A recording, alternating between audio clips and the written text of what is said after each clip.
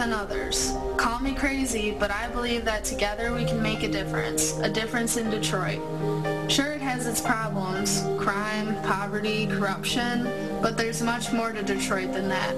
Love, will, and a hope for a new beginning. So let's give it one. My American dream is to restore Detroit's spirit that it once had. Together, we are capable.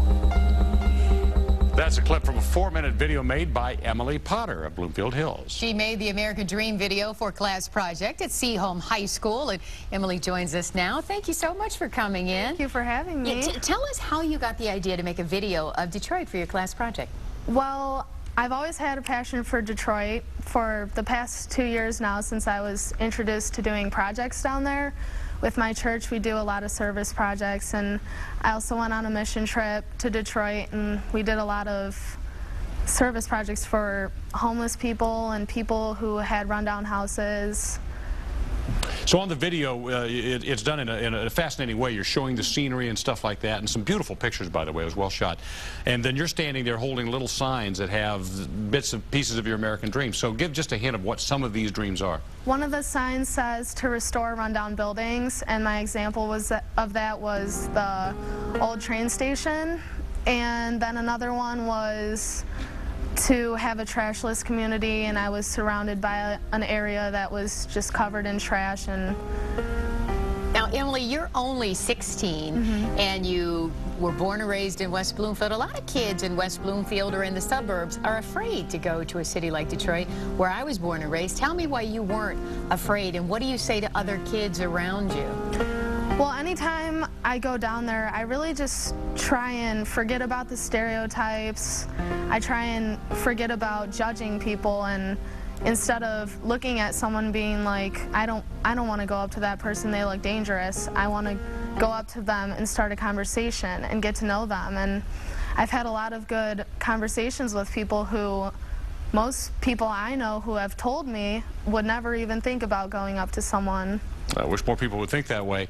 All right, so besides getting a good grade, and I hope, did you get a good grade on this project? I did. Excellent, very good. Besides doing that, what would you hope your film would do? Because part of what we do in our Detroit 2020 project is act people to be inspired and to act. So you've inspired. What do you hope people do with it? Well, I really hope the video does inspire people to forget about the stereotypes. That's a big thing of mine, forgetting about the stereotypes. And I hope people think like, hey, let's go get some friends together and let's go clean up a little spot in Detroit, and maybe pick that spot to keep on cleaning it, and maybe do something around that area, or cleaning up a random house that looks like it needs cleaning up. And a lot of kids have actually seen your video, because you said your teacher passed it around your school, and then it's gone to other schools in the area, so other teachers are following suit. Yes. So you are inspiring other people and inspiring other kids to maybe do that very thing, right? Yeah, I've talked to a lot of my friends, and I would have never guessed that some of my friends were like, oh, I love doing service projects, and I was like, what? So I would have totally invited them, and I have a lot more people now who are willing to get out there and do something. Well, great. So we want to give you a chance to give a shout out to the people who helped you on the video, because obviously you didn't go all by yourself. No. You had some people helping you out here. Well, my friend Stephanie Kashaba, she's from my church, Woodside Bible Church.